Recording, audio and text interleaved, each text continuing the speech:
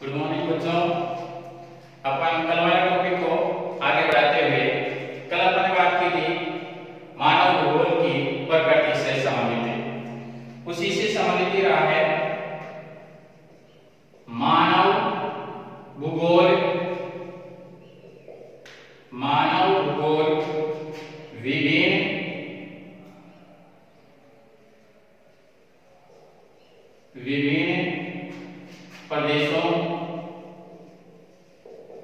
विभिन्न प्रदेशों के समायोजन व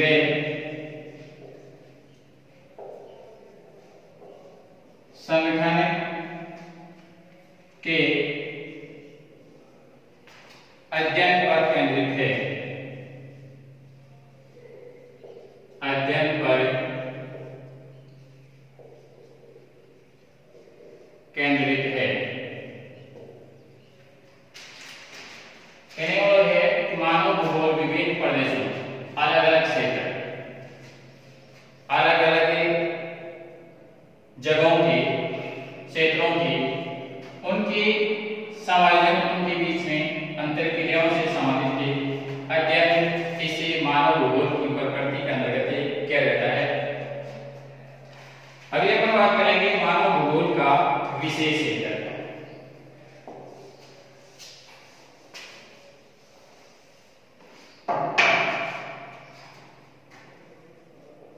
मानव भूगोल का विशेष क्षेत्र। मानव भूगोल के विशेष क्षेत्र में उन तथ्यों का अध्ययन किया जाता है जो मानव और धरातल के बीच में अंतर क्रियाओं से संबंधित होता है। मानव भूगोल का विशेष क्षेत्र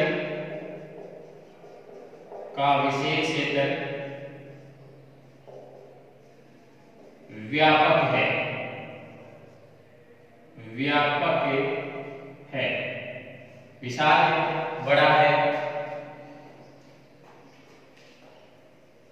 अगर अपन विद्वान हंटिंगटन की बात करें, इन्होंने मानव भूगोल के अध्ययन क्षेत्र को दो वर्गों में बांटा है।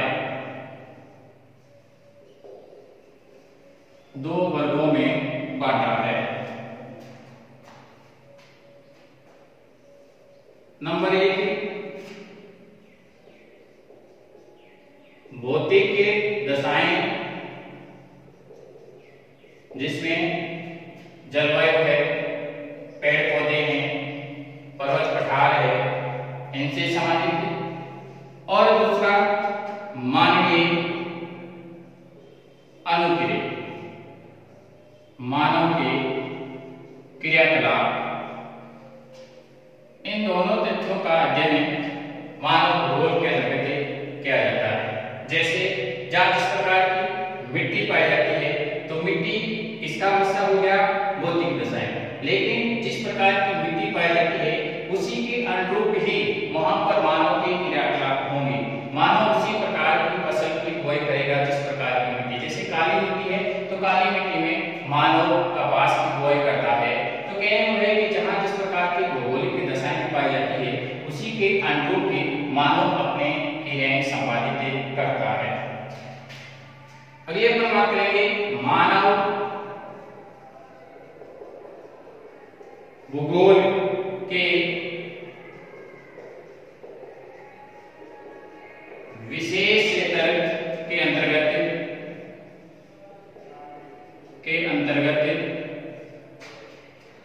निम्न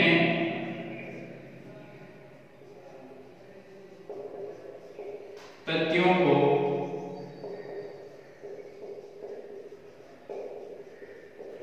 सम्मिलित किया जाता है,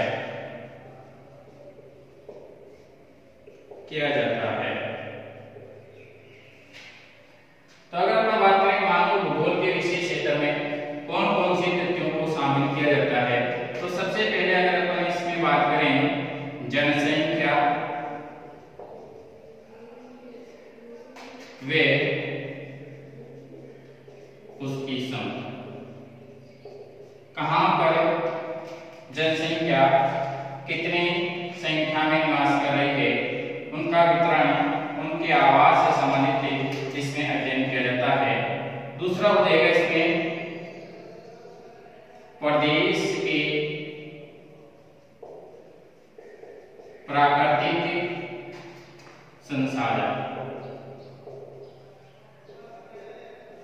कौन से क्षेत्र में किस प्रकार के संसाधन पाए जाते हैं, कहीं पे कोयला, कहीं पे खनिज तेल, कहीं पे विभिन्न प्रकार की चट्टानें पाई जाती है, तो अलग अलग क्षेत्रों में अलग अलग प्रकार के प्राकृतिक संसाधन मिलते हैं, उसका भी अध्ययन इसी मानव भूगोल के विशेष क्षेत्र के अंतर्गत किया जाता है।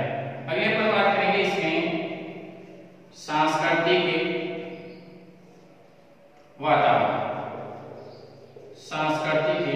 वातावरण, इसके अंतर्गत मानव जहां जिस दशा में रह रहा है तो उसके वहां के किस प्रकार के धार्मिक रीति रिवाज है, उनसे संबंधित अध्ययन इससे मानव भूगोल के विशेष क्षेत्र के अंतर्गत किया जाता है। उनके भवन निर्माण से संबंधित कौन सी सामग्री काम में ली जाती है, किस प्रकार के भवनों का निर्माण आकार है, उसका अध्ययन सांस्कृतिक वातावरण के अंतर्गत किया जाएगा। अभी अपन बात करेंगे कार्य के अनुक्रम। समय के साथ में मानव भूगोल का विकास होता गया है, जैसे जैसे समय गुजरा है वैसे वैसे मानव भूगोल के अंदर नए तथ्य शामिल हुए हैं और इससे नए तथ्यों के साथ में मानव भूगोल का क्षेत्र है वो व्यापक होता जा रहा है, बड़ा होता जा रहा है। अगले हम इसमें बात करेंगे समायोजन में प्रादेशिक के संगठन से संबंधित। समायोजन वे प्रादेशिक संगठन, इसके अंतर्गत जहां जिस प्रकार का वातावरण पाया जाता है उसी के अनुरूप ही मानव उसे भौगोलिक दशाओं के अनुसार ढल करके अपना विकास करता है। तो कहने का मतलब यह है कि मानव के इस बढ़ते विकास के परिणाम स्वरूप अगर वर्तमान की बात करें तो मानव ने अपना इतना विकास कर लिया है, कुछ ऐसे संसाधन अपना लिए हैं जिनके द्वारा पर्यावरण प्रदूषण की स्थिति बहुत ही ज्यादा बन रही है, लेकिन इससे प्रकृति को अवनयन नवीनीकरण की स्थिति इससे प्रकृति के अंतर्गत विद्यमान होती है, प्रकृति अपना संतुलन बनाए रखती है। और अगले अपन बात करेंगे दूसरे प्रदेशों से संबंधित, दूसरों प्रदेशों से संबंधित। कोई भी क्षेत्र अपने आप में आत्मनिर्भर नहीं होता है, एक क्षेत्र दूसरे क्षेत्र से अंतर संबंधित या एक दूसरे पर निर्भर होता है। जो भी आवश्यक वस्तुएं हैं वो एक क्षेत्र से दूसरे क्षेत्र के अंदर भेजी जाती है या वापस से मंगवाई जाती है। इस प्रकार की क्रियाएं भी इससे विशेष क्षेत्र के अंदर शामिल की गई है। तो अपन अगली बात करेंगे इसमें विस्तार से रूप से जनसंख्या और उसकी संख्या से संबंधित है।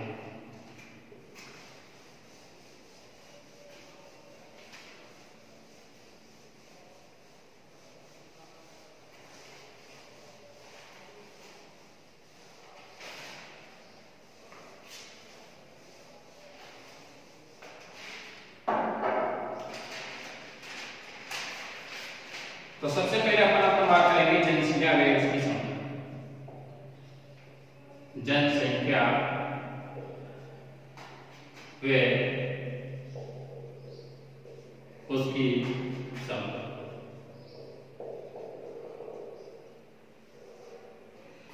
मानव भूगोल, मानव भूगोल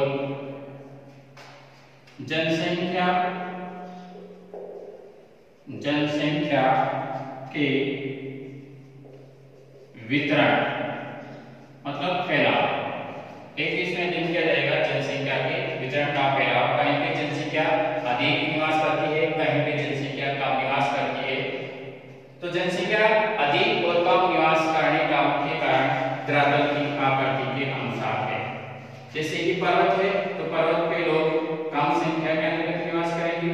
इसकी अपेक्षा पठारी भाग में थोड़ी सी जनसंख्या का घनत्व बढ़ जाएगा, लेकिन मैदानी भाग की अगर अपन बात करें तो मैदानी भाग के अंदर जनसंख्या समान रूप से निवास करती है। तो जहां जिस प्रकार की भौगोलिक आकृति पाई जाती है उसी के अनुरूप ही जनसंख्या का वितरण पाया जाता है। ये विषय भी इस मानव भूगोल के विषय क्षेत्र के अंतर्गत शामिल किया गया है। तो एक तो इसमें वितरण प्रारूप है, इस प्रकार के वहां पर भौगोलिक आकृति पाई जाती है उसी के अनुरूप वहां पर जनसंख्या का वितरण होगा। जन समूह,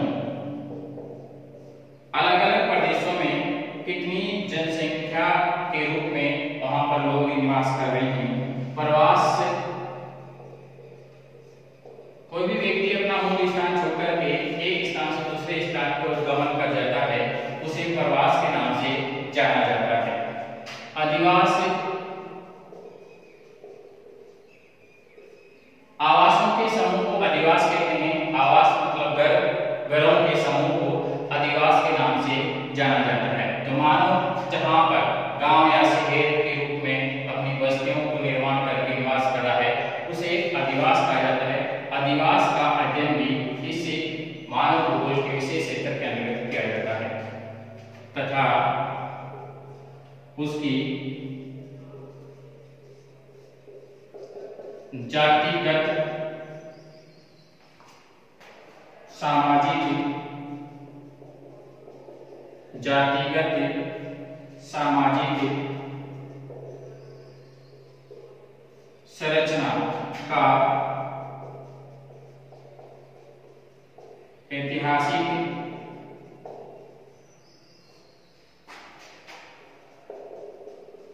परिप्रेक्ष्य में अध्ययन करता है।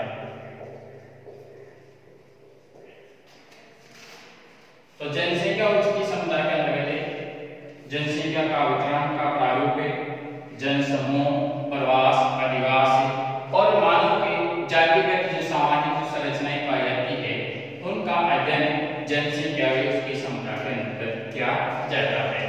अभी अपन बात करेंगे प्रदेश के प्राकृतिक संसाधन। प्रदेश के प्राकृतिक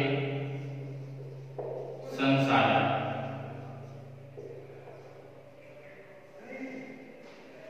इसमें प्राकृतिक वातावरण, प्राकृतिक वातावरण के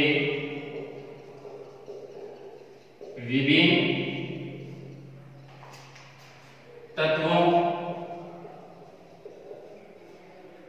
का तथा मानव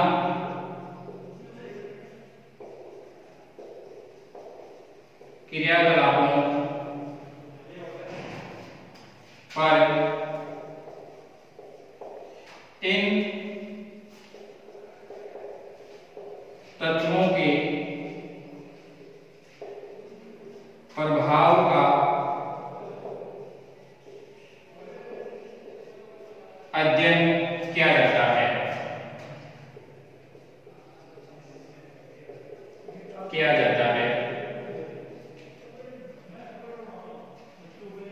जैसे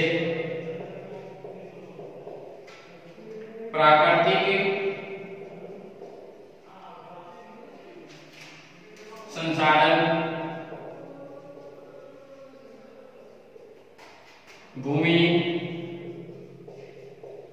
जल, वन, खनिज,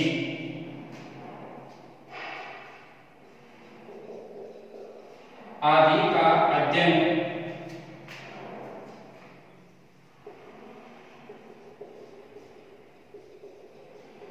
किया जाता है।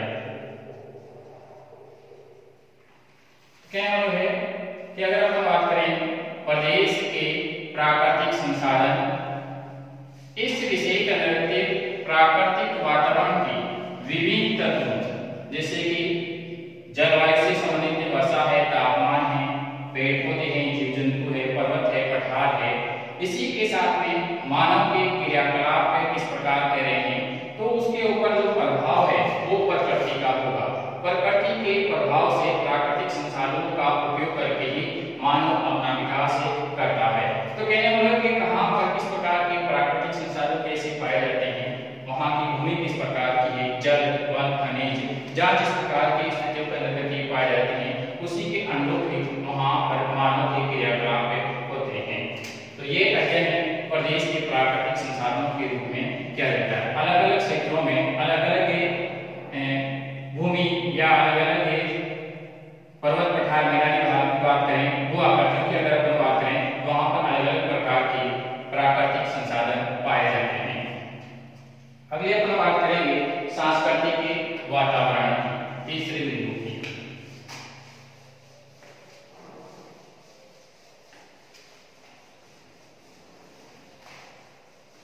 सांस्कृतिक वातावरण,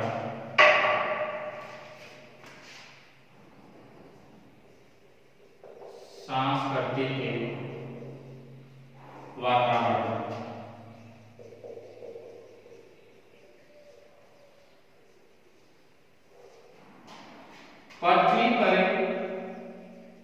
पृथ्वी पर जो भी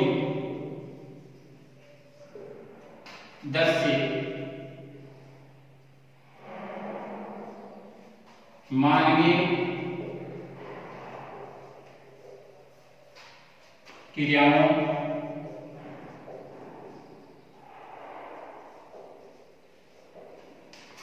द्वारा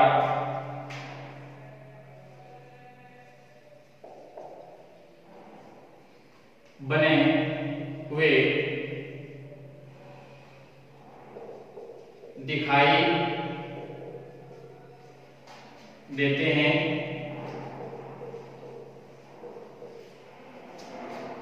वे सब मानव भूगोल में शामिल किया जाता है।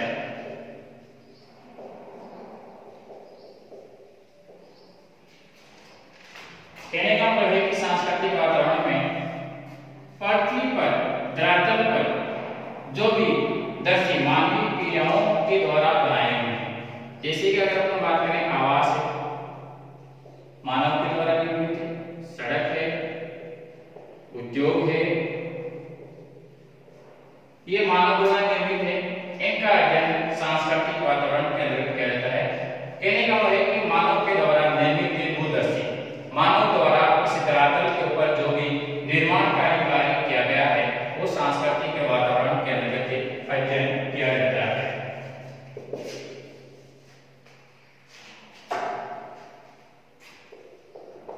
सांस्कृतिक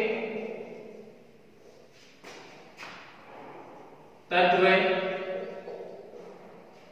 मानव व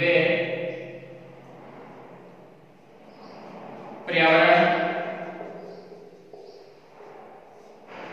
के अंतर संबंधों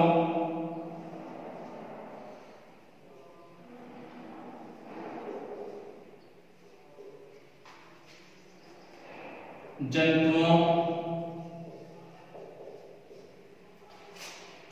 एवं मानव का वातावरण के साथ साथ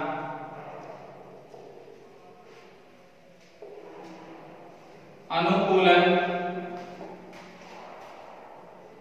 जीविका के साधन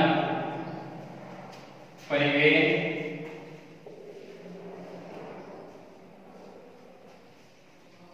भवन निर्माण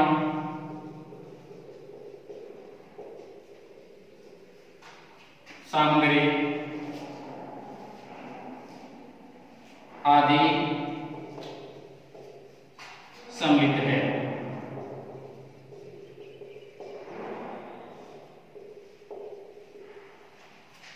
तो सांस्कृतिक वातावरण के अंतर्गत मानव द्वारा निर्मित भूदृश्यों का अध्ययन किया जाता है।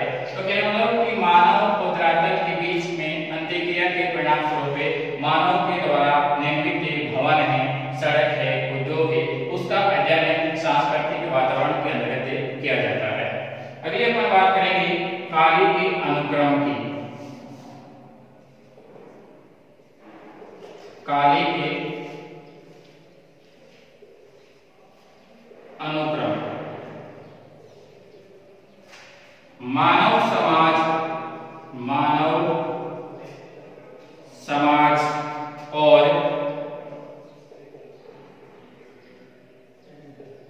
उसके भौगोलिक संबंध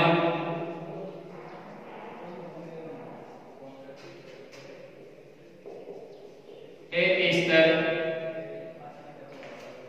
वे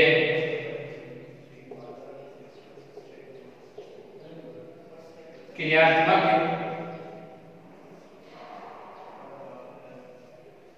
है जो सांस्कृतिक विकास के साथ साथ उत्तरोत्तर अधिक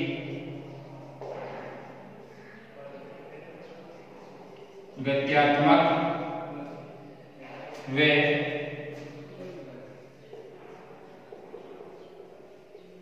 लोचपूर्ण होते जाते हैं। समय के अनुरूप मानव भूगोल के विषय में बढ़ोतरी की स्थिति बनी है। इसमें कुछ नवीनतम तथ्य शामिल हुए हैं। तो इसका विषय क्षेत्र व्यापक है और मानव समाज उसके भौगोलिक संबंध एक स्तर हमेशा परिवर्तनशील की अवस्था में रहते हैं और इनके बीच में होने वाली क्रियाओं के परिणाम स्वरूप इसे संस्कृति के विकास के साथ